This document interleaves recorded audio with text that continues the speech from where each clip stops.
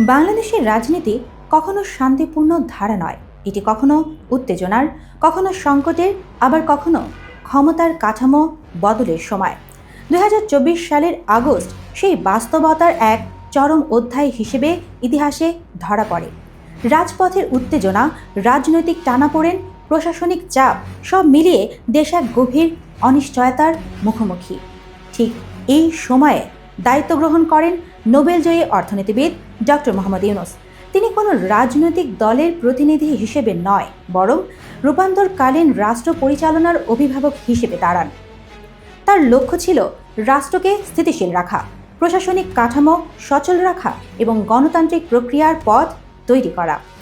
Doctor Yunus শুরু থেকে স্পষ্ট করেন, অন্তর্বর্তী সরকারের কাজ শাসন করা নয়, প্রতিশোধ বা রাজনৈতিক আধিপত্য নয়, বরং সংলাপ, সহনশীলতা এবং প্রশাসনিক নিরপেক্ষতাকে অগ্রাধিকার দেওয়া। এই অবস্থান তাকে সাধারণ মানুষের কাছে সমঝোতার প্রতীক হিসেবে তুলে ধরে।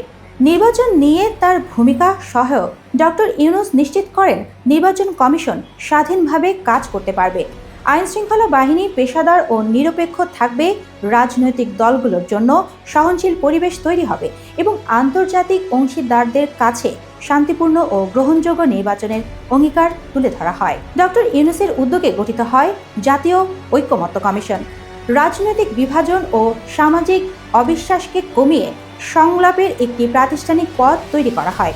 যদিও তাৎক্ষণিক সমাধান সম্ভব হয়নি, তবুও এটি রাষ্ট্রচিন্তার একটি গুরুত্বপূর্ণ বার্তা দেয়, সংঘাত নয়, সমঝোতা।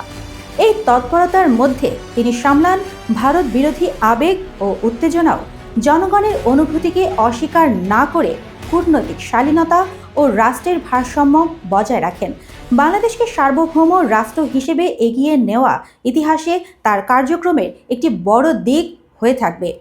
আন্তর্জাতিক পর্যায়ে তার পরিচিতি বাংলাদেশের জন্য বড় শক্তি হয়ে ওঠে।